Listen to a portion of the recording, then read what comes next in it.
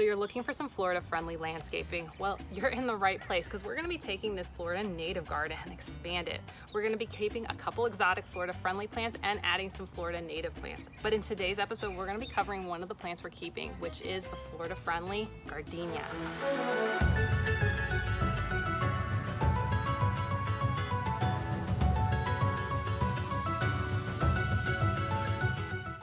Gardenia jasminoides, also known as Cape jasmine, or more commonly here in Florida, known as gardenia.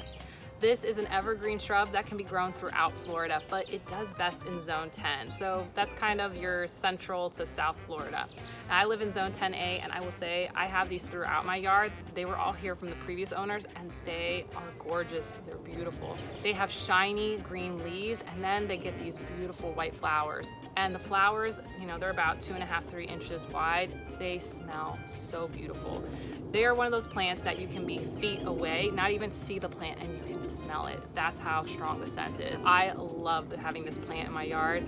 So as I started making this Florida native garden here, the question became, do I keep it? Well, I checked the research and it's definitely considered a Florida friendly plant. So yes.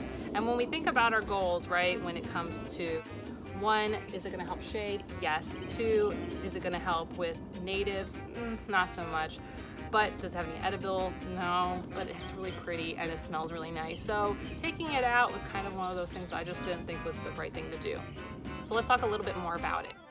This plant gets about 8 to 10 feet tall, or you can keep it back to about 4 feet. It gets about 4 feet wide. It generally has a very rounded look, so if you're kind of looking for more rounded shrubs that naturally they don't get that leggy look, this is really good for it. It has a lot of dense foliage, so when you think about shading or creating sub areas for habitats for animals, it would be really good for that because it creates a lot of space underneath, but it gives that density and coverage. It likes acidic soil and it also likes full sun, but it can grow in semi-shade, but you're gonna get the most amount of flowers if you go and put it in full sun, which this is pretty much full sun here. And what's also really cool about this plant is you can train it like a tree, and it looks like the previous owners started that process, so I'm gonna keep letting that go so that way I can fill in with some more Florida native flowers right below.